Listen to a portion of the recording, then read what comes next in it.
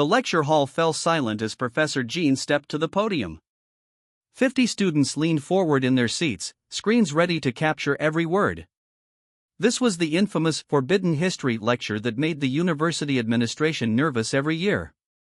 Today, Jean began, his voice steady, we discuss what happened after first contact. The holographic display behind him flickered to life, showing Earth as seen from orbit, and beside it, the first clear image of the Zalkar ship that had arrived in 2089. What your standard texts don't emphasize is how quickly the other galactic species dismissed humans as irrelevant, Jean said. We were welcomed to the Galactic Council, yes, but as curiosities. Not equals. He swiped to a new image, a small, six-legged creature with luminous scales that shifted color like an Earth octopus. Its eyes were large and expressive, set in a face that somehow looked both alien and vulnerable. This is a luminary. When humans first encountered them, they were classified as companion animals by their Zentari masters. The council races had known about them for over 300 years. A student raised her hand. Professor, I thought the luminary were recognized as sentient now? Jean nodded. They are, but that's recent history. For centuries, they were bred, sold, and treated as property. Their remarkable empathic abilities made them valuable status symbols among the elite. The next slide showed a luminary in obvious distress, its scales dull and patchy. What no one realized, or perhaps admitted, was that the Zentari had engineered a genetic weakness into the luminary. They would sicken without a compound found only on Zentari worlds. It ensured dependency. The professor paused, taking a sip of water. In 2093, Dr. Han Kim discovered an abandoned luminary on Nexus 7 station. The creature was dying, its Zentari owner had discarded it when it became ill. All other species avoided involvement, citing the Zentari's sovereign rights over their property. Jin's eyes swept across the lecture hall. What happened next changed humanity's place in galactic society. He showed footage of primitive medical facilities, where humans in environmental suits tended to sick luminari. Dr. Kim refused to let the creature die. Against regulations and despite threats from both Zentari authorities and council representatives, she treated it. When she discovered the engineered dependency, she led a covert mission to secure the needed compound. Several students whispered excitedly. This wasn't the sanitized version they'd learned in primary education. More abandoned luminari were found. A human sanctuary was established. The Zentari demanded their property back. For 3 months, a diplomatic crisis loomed. Jean paused again, his expression serious. Then something unexpected happened. The recovered luminari began to communicate not just with emotions, but with clear thoughts. They weren't simple pets. They were a fully sentient species whose abilities had been suppressed through generations of selective breeding. The display showed the first recognized luminary ambassador, its scales shimmering with patterns now known to be a form of language. Why am I telling you this? Because it marks the moment when humanity stopped trying to impress the galactic community and started challenging it. We were the youngest species at the table, barely space-capable compared to civilizations with millennia of interstellar travel. But we were the only ones who stopped to help a dying creature simply because it was suffering. Jean showed the famous recording of the Galactic Council session where the luminari were officially recognized as sentient beings with full rights. The council initially claimed humans had violated numerous protocols. But faced with irrefutable evidence of luminari sentience, they had to reconsider their position. The Zentari practice was denounced. Reparations were ordered. The professor closed his presentation. This wasn't just about one species. It forced the galactic community to confront their assumptions about intelligence, sentience, and ethics. Humans were suddenly seen differently, not as primitive newcomers, but as beings with a perspective worth considering. He looked at the students intently. The official history says this improved diplomatic relations. The truth is messier. Many species became warier of humans. We were unpredictable. We questioned traditions. We didn't accept hierarchy without reason. Jean checked the time. The aftermath continues today. The Luminari-Human alliance remains one of the strongest in Council space. And that first rescued Luminari, whom Dr. Kim named Gleam, lived to be 103 Earth years old, serving as the bridge between our species. A student in the back raised his hand. Professor, is it true Dr. Kim was almost imprisoned for her actions? Jean smiled. Next lecture. Class dismissed. The medical bay hummed with the soft beeps of monitoring equipment. Dr. Song stood over the containment unit where Gleam the Luminari rested. The creature's scales flickered weakly, pulsing between dull gray and faint blue. 3 days had passed since she had defied station regulations by taking in the abandoned alien. Any change? Park asked as he entered, carrying a portable analysis unit. Song shook her head. The fever cycles are getting worse. Whatever this is, it's progressing faster than I expected. Park set up his equipment and began scanning Gleam again. As the station's only exobiologist, he had been reluctantly pulled into Song's unauthorized rescue operation. What had started as professional curiosity was quickly becoming personal investment. I've analyzed its cellular structure, Park said, eyes fixed on the scrolling data. The disease isn't natural. The protein chains are breaking down in a very specific pattern. Engineered? Song asked, her voice tight. Almost certainly. And look at this. Park highlighted a section of the display. These molecular markers appear in regular intervals. Someone designed this to activate after a set period. Song's expression hardened. So the Centauri built in an expiration date for their pets.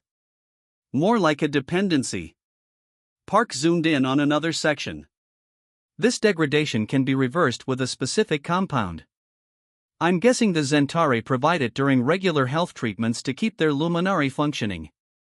A soft tapping sound came from the containment unit. Gleam had pressed a tendril against the transparent wall, its large eyes fixed on the humans. Despite its obvious distress, the creature was trying to reach out to them. It understands we're trying to help, Song whispered. The door to the medical base slid open. Lee entered, looking nervously over his shoulder before approaching. As a cargo pilot, he had access to shipping manifests and routes that normal station personnel didn't. I found what you need, Lee said, keeping his voice low. The compound Park identified is processed from minerals found only on Centauri mining world KX-12. They call it Lumina extract. Can we synthesize it? Song asked. Park shook his head. Not without the raw crystals. And even if we could, it would take weeks to develop the process. How long does Gleam have? Lee asked. 5 days. Maybe less. The three humans looked at each other, the unspoken question hanging between them. My ship makes a supply run to Outpost 47 tomorrow, Lee finally said. It's not far from KX-12. But landing there without clearance. He trailed off. Would mean immediate termination of your pilot license if caught, Song finished for him. Lee shrugged. They'd have to catch me first. Even if you get there, the surface is heavily guarded, Park warned. The Centauri don't share their resources. Song looked back at Gleam, who had begun to tremble again as another fever cycle started. What do we need to make this work? For the next 2 hours, they planned their illegal mission. Park would forge research credentials to explain their presence if challenged. Song prepared medical equipment to keep Gleam stable during transport. Lee mapped a course that would avoid the main patrol routes. As they worked, Station Security Chief Officer Mork appeared at the door. The Vrelian's antenna twitched as he surveyed the scene. Dr. Song, he said formally. I've received complaints about unauthorized use of medical resources. Song stepped forward, placing herself between the officer and Gleam. I'm conducting research on a non-sentient specimen. All proper protocols are being followed. Mork's compound eyes shifted to the equipment they had gathered. That looks like travel gear. Field research, Park interjected smoothly. We've discovered characteristics of this specimen that require environmental testing. The security chief was silent for a long moment. Then, surprisingly, he removed his official recording device and set it on a shelf. "You should know," he said quietly, "that 3 more abandoned luminari were found in the lower levels yesterday. All dead." The Zentari passengers claimed no knowledge. Song felt a cold anger rising. Will there be an investigation? The station administrator called it a regrettable waste of property and ordered disposal. Mork's antennae drooped slightly. "I have served on 5 stations. Only humans ever question such things." He turned to leave, then paused. "The maintenance access near Bay 12 has a camera malfunction tonight. Repairs are scheduled for tomorrow afternoon." With that cryptic statement, he retrieved his recorder and departed. Lee looked stunned. Did he just help us? "Maybe we're not the only ones tired of looking the other way," Song said. In the containment unit, Gleam's scales briefly flashed a brighter blue, as if the creature had sensed a new reason for hope. The cargo ship shuddered as it dropped out of faster-than-light travel. Through the main viewport, KX-12 appeared as a rust-colored sphere against the backdrop of space. Its surface was scarred with massive mining operations visible even from orbit. "Approaching designated landing zone," Lee announced from the pilot's seat. His hands moved steadily over the controls despite the risk they were taking. "Zentari orbital security has been avoided. For now." In the ship's makeshift medical bay, Dr. Song monitored Gleam's vital signs. The luminari's condition had worsened during the journey. Its luminous scales now barely flickered, and its breathing had become shallow and irregular. "How much time do we have?" Park asked, checking his environmental suit for the 3rd time. "Less than 12 hours, Song replied. "After that, the cellular breakdown will be irreversible." The ship descended through the planet's thin atmosphere, trembling against the crosswinds. Lee guided it toward a narrow canyon that their scans had shown might shield them from the automated security drones that patrolled the planet's surface. "We have to land at least 3 kilometers from the crystal formation," Lee said. "Any closer and we risk detection by the mining facility's sensors." The ship touched down with a soft thud behind a ridge of jagged rocks. Dust swirled around the viewport as the engines powered down. "Remember," Park said as they prepared to exit, "we have 4 hours to reach the site, extract the crystals, and return before the regular security sweep comes through this sector." They sealed their helmets and cycled through the airlock. The landscape that greeted them was desolate. Red rocks and dust stretched to the horizon, broken only by the distant silhouette of massive mining equipment. The gravity was slightly stronger than Earth standard, making each step feel heavy and deliberate. Lee consulted the handheld scanner. "This way. Stay close to the canyon wall. It'll help mask our biosignatures." They moved as quickly as they dared across the alien terrain. Overhead, the sky had a purplish tinge, and the local star cast harsh shadows across the ground. Twice they had to duck behind rock formations as security drones buzzed overhead. After an hour's trek, Park pointed to a cluster of crystalline formations jutting from the canyon wall. "There. Those match the molecular structure we need." As they approached, the crystals seemed to respond to their presence, glowing more intensely. Park carefully extracted several samples, placing them in a specialized container. "These should be enough to synthesize the treatment," he said. Suddenly, a small rock skittered down the canyon wall behind them. All 3 humans turned, weapons raised. A creature emerged from a crevice, small, with 6 limbs and a carapace that mimicked the red rocks around it. It chittered softly, multiple eyes blinking at them. "A Crixian," Park whispered. "The native species. I thought they'd all been relocated when the Zentari took over mining operations."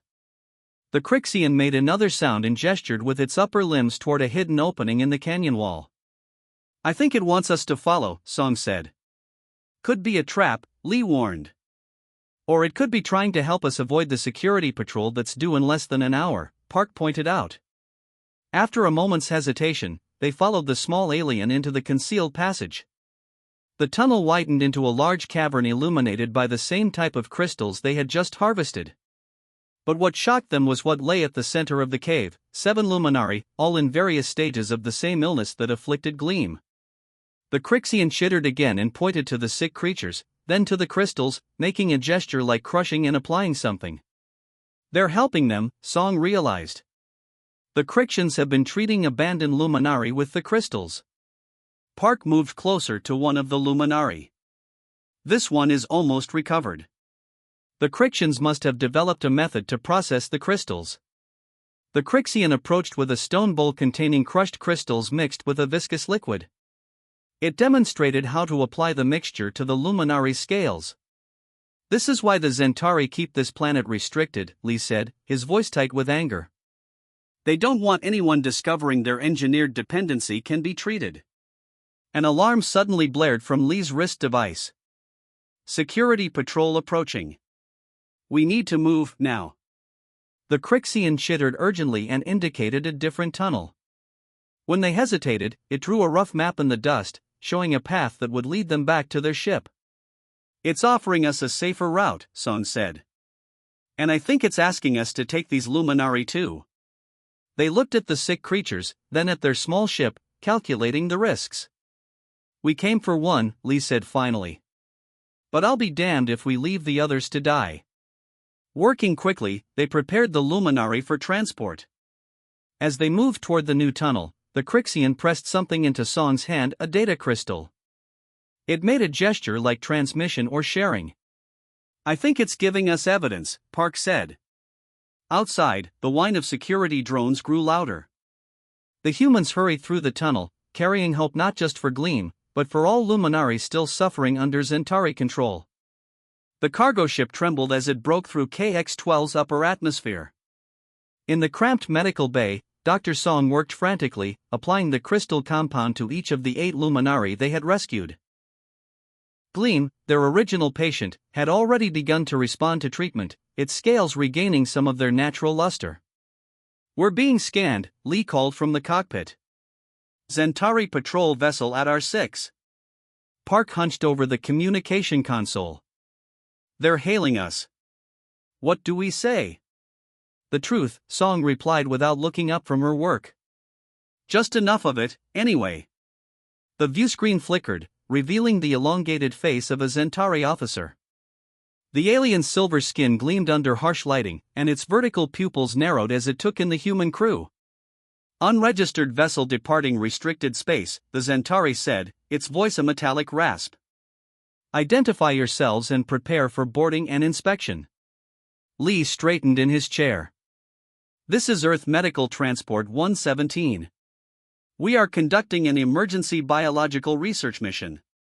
No missions are authorized on KX-12, the Zentari countered. Lower your shields and prepare for boarding. Park glanced at Song, who nodded slightly. We have critically ill patients aboard, Park said.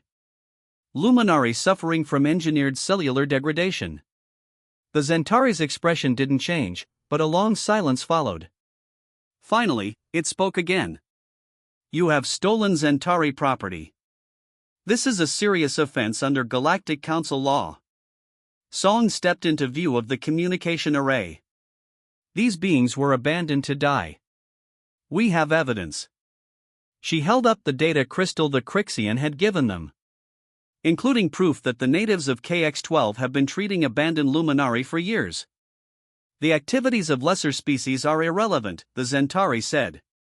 Return what you have taken immediately. Behind Song, one of the luminari, a smaller one they had named Flicker, floated up from its medical bed. Though still weak, it drifted toward the viewscreen, its scales pulsing with patterns of blue and gold that none of them had seen before. The Zentari officer's posture changed subtly. Keep that creature away from communication systems. Why? Song asked, watching as Flicker's patterns grew more complex. What are you afraid it might communicate? A tense silence stretched between the ships. In the background of the Zentari vessel, there appeared to be some kind of commotion. This is your final warning, the Zentari said, but its attention seemed divided. Surrender the specimens or face immediate. The transmission cut off abruptly. What just happened? Lee asked. Park studied the sensor readings. The Zentari ship has powered down weapons. They're retreating. Flicker drifted back to Song, its tendrils gently wrapping around her wrist. A strange warmth spread up her arm, and with it came an impression, not quite words, but a distinct feeling of gratitude mixed with urgency. They can communicate telepathically, Song whispered. Flicker just spoke to the Zentari vessel somehow. That would explain why the Zentari keep them as pets but prevent them from reaching full health, Park said. They're suppressing their cognitive abilities. The ship's communication system chimed again. This time, the face that appeared belonged to a council mediator, a Trellin with feathered sensory crests currently raised in an expression of concern. Human vessel, this is Mediator Veen. The Zentari government has filed a formal complaint regarding theft of property. You're ordered to proceed directly to Nexus 7 for arbitration. Song stepped forward. We acknowledge your authority, Mediator, but request emergency medical clearance. We have 8 patients in critical condition. The Mediator's expression softened slightly. The Council has been monitoring this situation. Permission for medical landing bay granted, but you will remain under observation. As the transmission ended, Lee plotted their course back to Nexus 7. What happens when we get there? Either we change galactic history, Song said, watching as the Luminari began to visibly improve under treatment, or we end our careers in a council detention center. During the journey back, something remarkable happened. As the Luminari recovered, their communication abilities flourished. Though no words were exchanged, the humans began to sense emotions and simple concepts projected by the creatures. Flicker, in particular, seemed eager to connect with them. One evening cycle, as Song was checking vitals, Flicker's tendrils formed a complex pattern that projected a clear image into her mind, hundreds of Luminari on various worlds, all kept deliberately weakened, all waiting for liberation. They're not just pets, Song told the others, her voice thick with emotion. They're a dispersed community, connected across space. They've been waiting for someone to see them as they truly are. Park nodded slowly. And that's exactly what the Zentari feared humans would do. As Nexus 7 appeared in their viewport, gleaming against the backdrop of space, the humans understood that the true test still lay ahead. They weren't just fighting for 8 alien lives anymore, they were challenging the fundamental assumptions of galactic society. The council chamber on Nexus 7 hummed with tension. Representatives from 17 species sat in tiered seating around a central platform where Dr. Song stood beside a floating containment field. Inside, gleamed the Luminari pulsed with healthy blue-green light, its tendrils forming elegant patterns. 3 weeks had passed since their return from KX-12. The Zentari had filed formal charges of property theft, illegal planetary entry, and interference with sovereign species rights. If found guilty, the humans faced decades in a council prison. The evidence will now be presented, announced the chief arbiter, a Trellin whose feathered crest rippled with neutral blues. Song stepped forward. Honored representatives, what began as a rescue mission revealed something much larger. The creatures classified as Luminari pets are fully sentient beings deliberately kept in a weakened state. Murmurs swept through the chamber. The Zentari representative rose, his silver skin gleaming under the lights. These humans violated multiple laws, he stated coldly. Their emotional response to a simple companion species does not excuse their actions. If the Luminari are merely pets, Park countered from his position near the evidence console, why engineer a dependency that requires regular treatment? Why prevent them from reaching full health? The Zentari's vertical pupils narrowed. The careful breeding of companion animals is practiced by many council species. Song nodded to Park, who activated the data crystal they had received from the Crixian.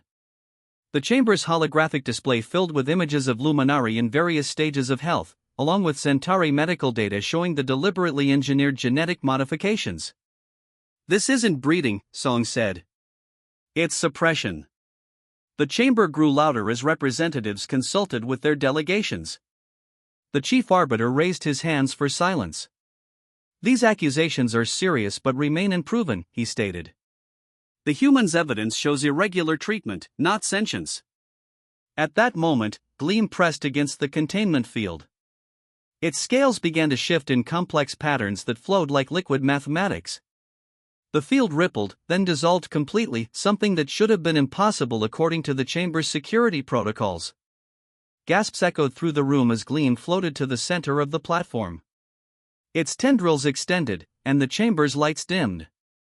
Then, something unprecedented happened.